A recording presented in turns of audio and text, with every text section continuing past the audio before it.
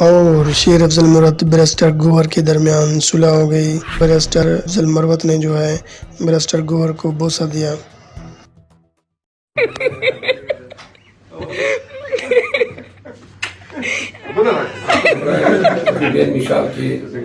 اپنے chairman barrister گوہر صاحب کے دفتر آئے ہوں.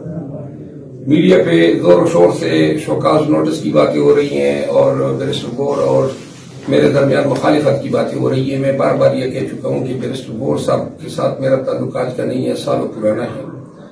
مجھے اپنے چھوٹے بھائی کی طرح عزیز ہے اور یہ جب چیئرمین بنا بھی تھا تو اس وقت بھی میں ان کا پرپوزر بھی تھا، سیکنڈر بھی تھا، سپورٹر بھی تھا رہا ہوں. اور یہ جو غلط فہمی پیدا ہوئی، میں نے احتجاج کے حوالے سے پوری قیادت کے حوالے سے یہ کہا تھا کہ احتجاج میں ہم نے وہ رسپانس نہیں دیا جو ہمارا ہونا چاہیے تھا. اس میں ان کی نااہلی کے حوالے سے کوئی لفظ میں نے نہیں کہا تھا، لیکن اس پہ مجھے شوکاز نوٹس دیا گیا.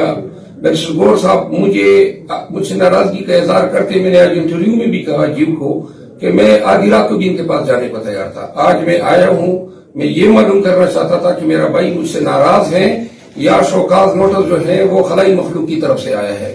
تو لہذا میں نے بیرسٹر گوہر صاحب کو گلے لگایا ہے، چوما ہے، اور اس شخص کے ماتھے پہ جو ہے کوئی لکیر تک نہیں ہے. باقی جو ہے میری آمد جو ہے وہ تمام پی ٹی آئی ورکر کے سامنے اس چیز کو ہم یہ لانا چاہتے ہیں کہ آپ کوئی ٹینشن نہ لیں، آپ کی قیادت میں کوئی اختلاف نہیں ہے. انشاءاللہ بیرسٹر گوہر ہمارے چیئرمین ہی رہیں گے.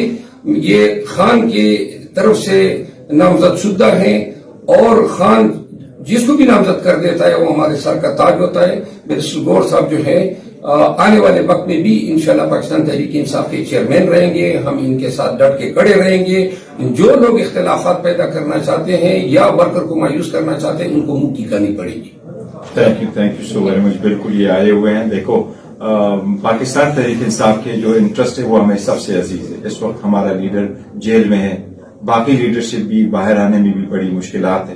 ہم نے جو کامن انیمی ہے اس کا مقابلہ کرنا ہے، آپس کے اختلافات نہیں کرنے ہیں.